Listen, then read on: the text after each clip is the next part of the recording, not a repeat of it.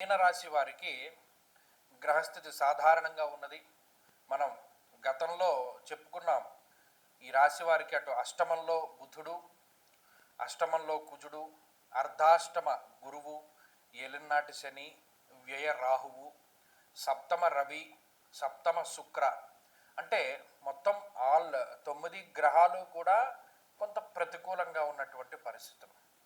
వారం ప్రారంభంలో వ్యయచంద్రుని యొక్క స్థితి ఉంటుంది.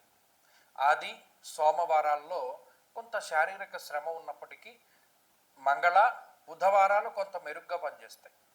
ఏదైనా ఈ వారంలో ముఖ్యమైన పనులుంటే మంగళవారం కానీ బుధవారం కానీ పెట్టుకోండి, అవి సజావుగా సాగుతాయి. అలాగే కొంత మైండ్ ఫ్రెష్గా ఉంటుంది.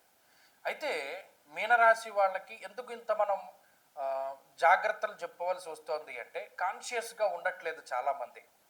ఇప్పటికీ మీనరాశి వారు అకారణంగా ఉద్యోగాన్ని వదిలేస్తూ కొత్త ఉద్యోగం ఎప్పుడు వస్తుందంటే గురువు గారిని అడుగుతూ ఉన్నారు.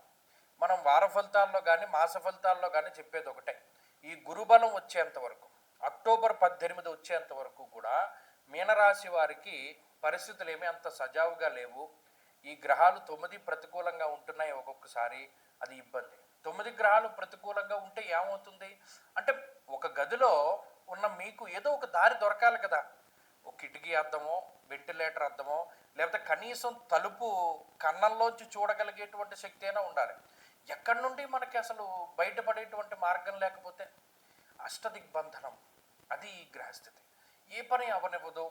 అలాంటి డబ్బు ఖర్చు అవుతూ ఉంటుంది, శారీరక శ్రమ ఉంటూ ఉంటుంది, పడవలసినవన్నీ పడుతూ ఉంటాం, నిందారోపణలు కానీ ఇవి కానీ ఇవన్నీ కూడా. అయినప్పటికీ కూడా దానికి సంబంధించిన రిజల్ట్ రాదు. అదృష్టం అన్నది చాలా తగ్గిపోతూ ఉంటుంది. ప్యూర్గా అసలు లక్ అన్న ఫ్యాక్టర్ ఉండదు. ఇలా అనేక రకాల ఇబ్బందులు ఉన్నాయి. కాబట్టి వీటన్నిటిని దృష్టిలో పెట్టుకోండి. భగవంతుడి పాదాలు పట్టుకోండి, దత్తుడి పాదాలు పట్టుకోండి.